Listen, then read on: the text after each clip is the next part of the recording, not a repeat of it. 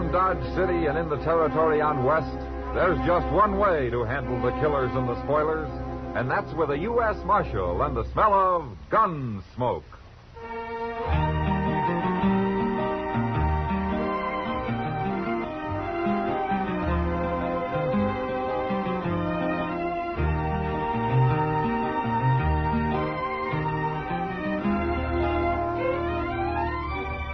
Gunsmoke, starring William Conrad, the transcribed story of the violence that moved west with young America. The story of a man who moved with it. Matt Dillon, United States Marshal.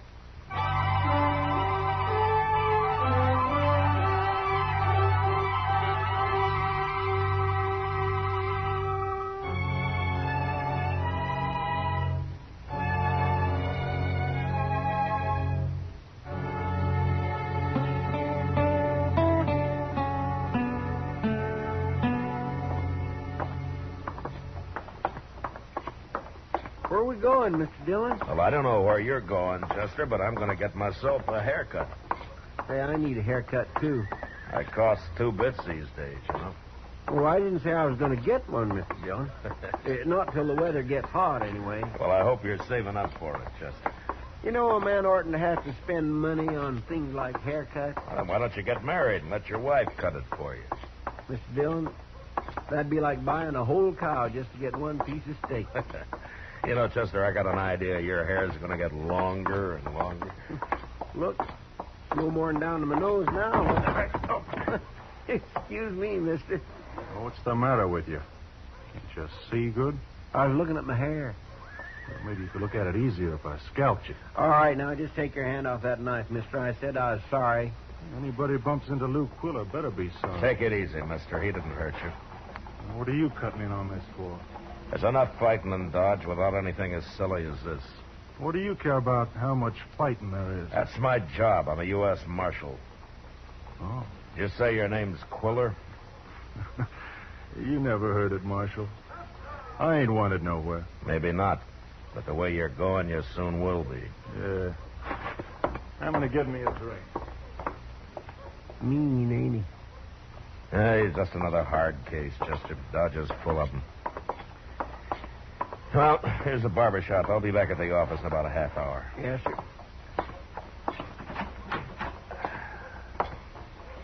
Right over here, Marshal. Hello, Cedar. You know, you are real lucky, Marshal. This place was full up an hour ago. No? You can hang your coat and stuff on the wall there. That's right.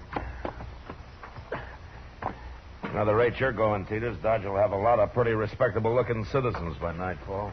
A man ought to get his hair cut every month or so, Marshal. Yeah? I keep telling them all that. Here, let me get this sheet across you. Yeah.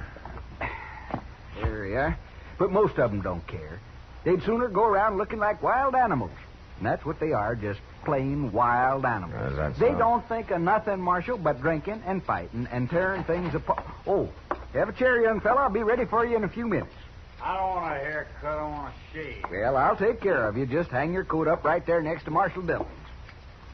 Marshal Dillon. You really a marshal, mister? Yeah, that's right. Marshals and sheriffs are one of a kind. Killed my pa. That's what happened. Now, is that so? Now, who's your pa? My pa's dead. Back in Alamosa. I got a grudge against lawmen. I got a grudge against all of them. Look, fella, why don't you sit down over there? You're awful drunk for so early in the day. You shut up, Barber. So that's your coat over there, huh, Marshal? Yes, it's his. It's going to be real easy. I think I'll shoot me a marshal. Watch. I got a gun under this sheet, fella. No, you ain't. It's pointing right at your belly. Your gun belt's hanging over there under your coat. You can't see it, can you? No. But it's there. You're gambling with your life, fella. You start for your gun and you're going to die. I don't believe it. Now get out of here. Go on. Walk out that door. Slow now.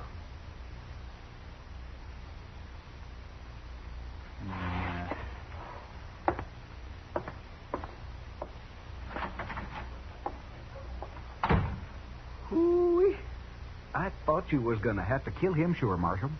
Darn fool kid. It wouldn't have been easy, Teeters. What? I bluffed him. My gun's hanging under my coat over there. Is that so? Well, say, that's great, Marshal. You sure made a fool of him. Wait till I tell everybody about this. Forget about it, Teeters. What? Nobody likes to be made a fool of. Might drive that boy into doing something to try to prove he isn't one. Oh.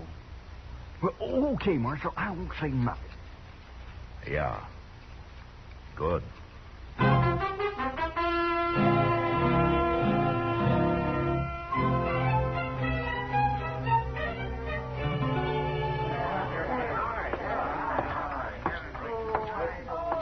Oh, Sam, give me a beer, huh? Right up, Marshal. Evening, Matt. Hello, Kitty. Say, that's a nice dress. Thanks. Mr. Jonas of the store ordered it for me. Huh? Came in on the Santa Fe from Kansas City today. You know, Mr. Jonas was going to order me a couple of vests. That was last fall, I think. Here's your beer, Marshal. Oh, thank you, Sam. Oh, say, I heard about you at the barber shop today. Oh, you did? Peters has been telling everybody about it. Yeah, I told him to keep it quiet. Well, he should have. That boy's name's Dave Robbins. He was in here a while ago, and everybody was laughing at him about it. Yeah? He said he was going to dig Teeter's tongue out of his head. I think that's how he put it. When did he leave, Kitty? Just a little while ago. With that ornery-looking Lou Quiller. Quiller. Yeah. Now, how did they happen to get together? Do you think there might be trouble, Matt? I better go find young Robbins, Kitty. I'll see you later. Sure.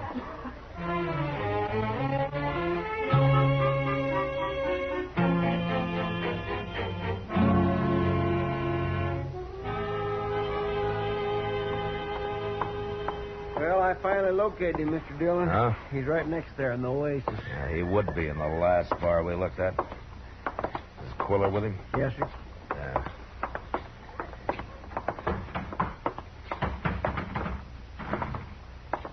There's Dave, Mr. Dillon. He's sitting alone now. Now, will you stay here, Chester? Yes, sir.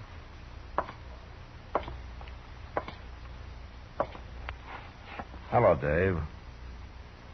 How'd you know my name? I heard it. You mind if I sit down? Wouldn't do much good if I did, would it? Dave, tell me about your paw, huh? What happened to him that got you so mad? It's none of your business. Well, you were about to shoot me for it this afternoon. Nah, even drunk, I wouldn't have shot you. Not like that. I was bluffing too, Marshal, and I was awful drunk. I told the barber to shut up about all that, Dave. You did? Well, I kind of figured that you wouldn't be very proud of it. Why do you care how I'd feel? Dave, there are enough hard cases around now. Like Quiller over there. And you're about to become another one. Now, you leave Teeters to me. I'll talk to him. Stopping his talk now won't do any good. People are already laughing at me. Look, Dave, I've been bluffed myself. There's nothing to be ashamed of. Look, I'd still like to hear about your paw. You say a sheriff killed him out in Alamosa?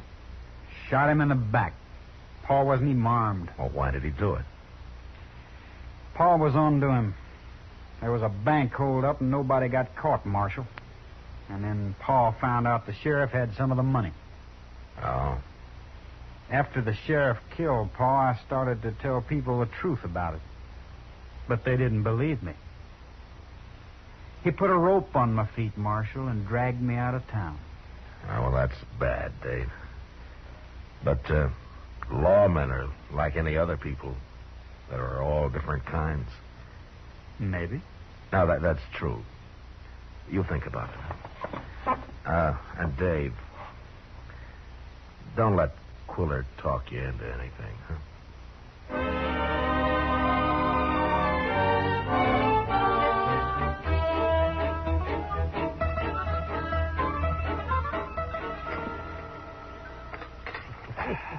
And I'll have me some more of those chili peppers, Matt.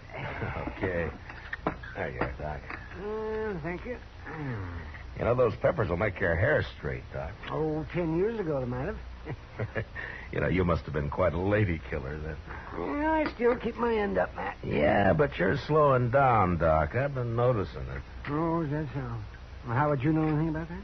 Well, word gets around. Oh, Matt, you're the biggest liar in Dodge. Outside of General Parsley Smith. Well, you think the general's a liar? He claims he was on Robert E. Lee's staff. Says he rode into the Shenandoah Valley with Lee back in '63. Well, maybe he did. Oh, maybe. You know what he really was, Matt? He was the regimental butcher. Well, you can't expect him to go around bragging about that the rest of his life. Dillon, Doc. Oh, Chester. Chester? I just come by the barber shop, Mr. Dillon. There's quite a crowd outside. Well, what for? Well, sir, I got to look through the window, and Teeters is laying there with blood all over him. He looks dead to me. What? Young Dave Robbins is laying there, too. I think they went and killed each other.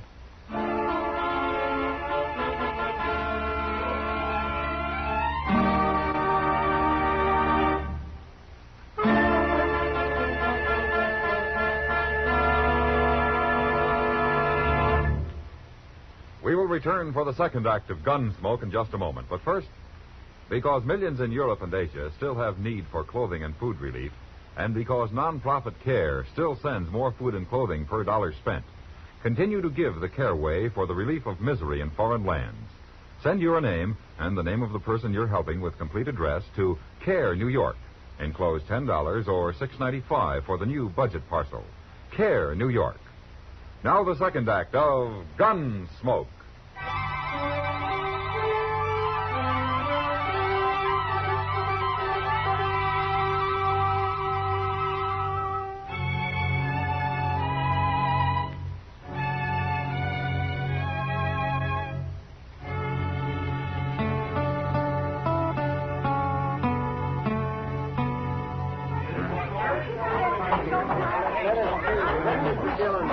All right, let the doc through here, please, will you? Yeah, let me through. Pardon me, please. Will you let us through? I think the door is locked, Mr. Dillon. Stand back a little. I'll kick it open. Stand back here. Okay, Doc, go on in. All right. Chester, you stay by the door and keep everybody out. Yes, sir. All right, here. Looks like they had quite a fight here, Matt. Well, let's find out if they're dead, Doc. Take a look at Teeters first. All right, we'll see now.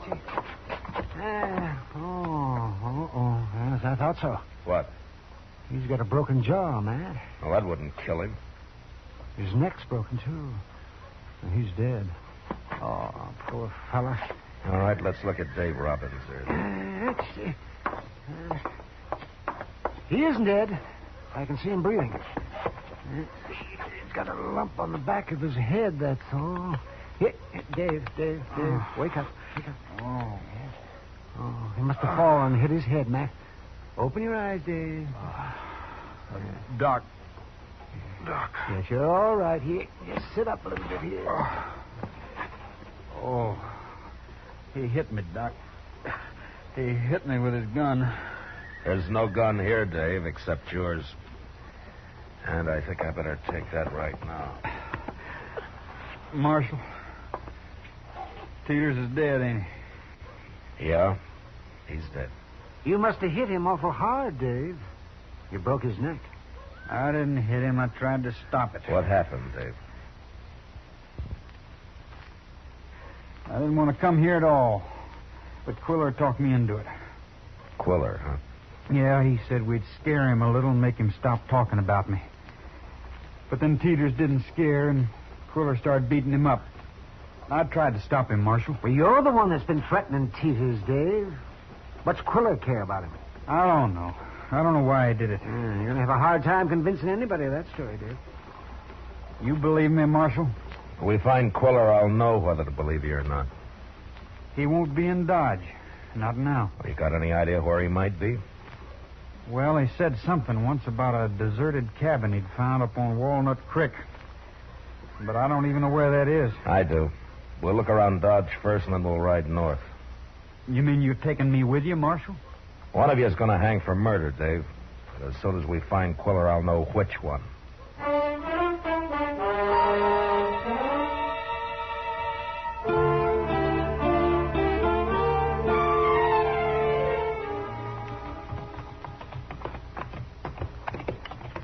Maybe Quiller ain't running at all, Mr. Dillon. Maybe he was coming up here anyway. No reason why he should run. He isn't guilty, Chester. I might have known nobody'd believe me. Nobody ever has. Oh, you ain't hung yet, Dave. Hey, look. There's a cabin. The one Quiller told me about is hid under a bluff of some kind. Well, there's people in this one. A woman out back there. See her? It's not much of a cabin. Pull up, boy. Oh. Let's leave the horses here.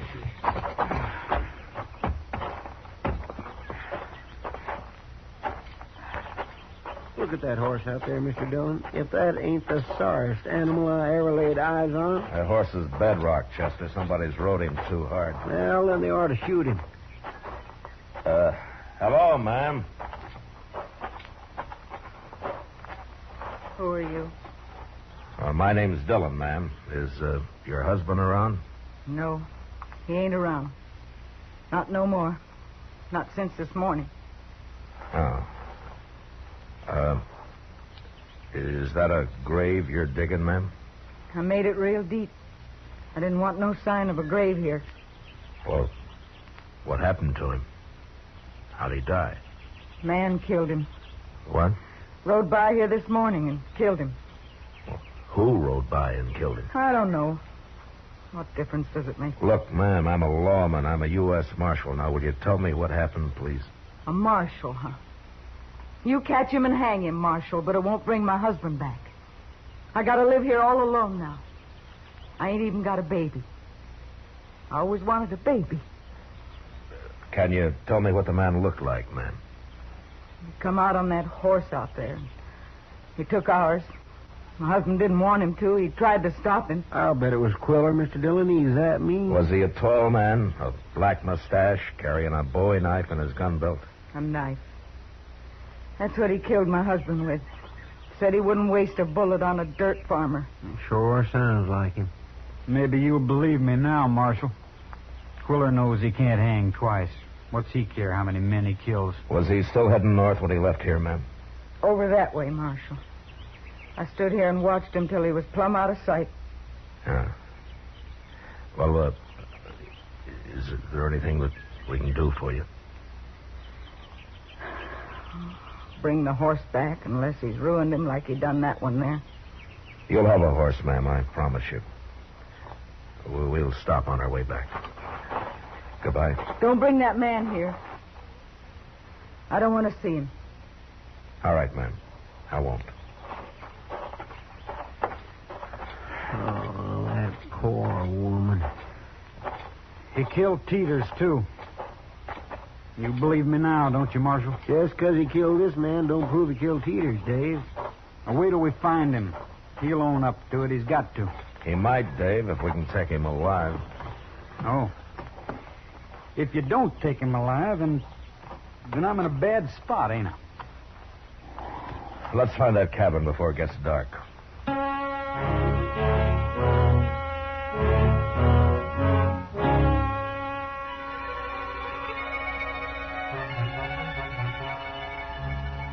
Ain't he ever coming back, Chester? Mr. Dillon knows what he's doing, Dave. Doggone it, take it easy.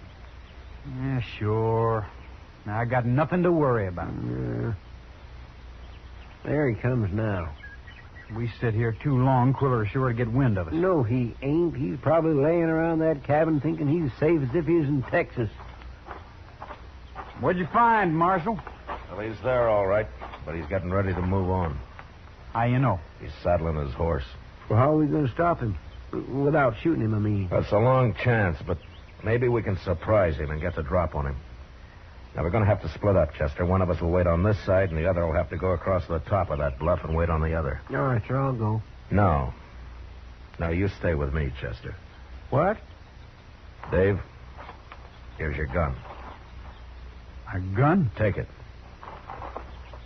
I don't understand, Marshal. You go across the bluff. We'll wait for him if he rides out that way. How do you know I won't warn him and take sides with him? I don't know, Dave. Now get moving. Okay. Mr. Dillon, you're taking an awful chance. He's got his choice, Chester. If he makes the right one this time, he just might go on making them. It's worth the chance. Now, come on, let's get over there.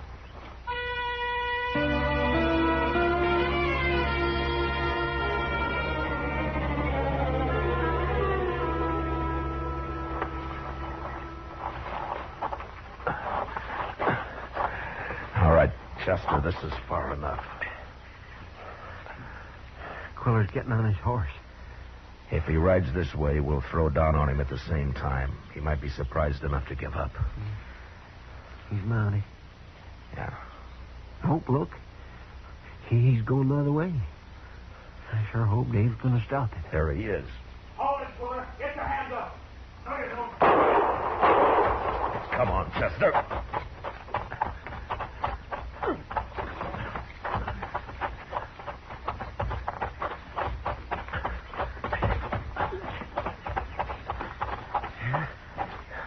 He killed him. He went for his gun, Marshal. You shot him right in the head, Dave. He'd have killed me if I hadn't. Yeah. But now, I can't prove nothing about Teeters. Maybe I should let him shoot me. It sure beats hanging. I can't win nohow, Marshal. You could have warned him, Dave. There'd have been a fight with Chester and me, but you might have won that. I know. I was thinking about it all the time I was crossing the top of that bluff. Maybe I should have. But it's too late now. Here's my gun, Marshal. Keep your gun, Dave. Keep it? I believe you about Teeters. Marshal, I believed you right from the start, but I wanted you to prove something to yourself, Dave. And I think you have. Marshal, I'd kind of like to go back to Dodge with you. Maybe show everybody I ain't what they thought. Good, Dave. We'll be there by morning.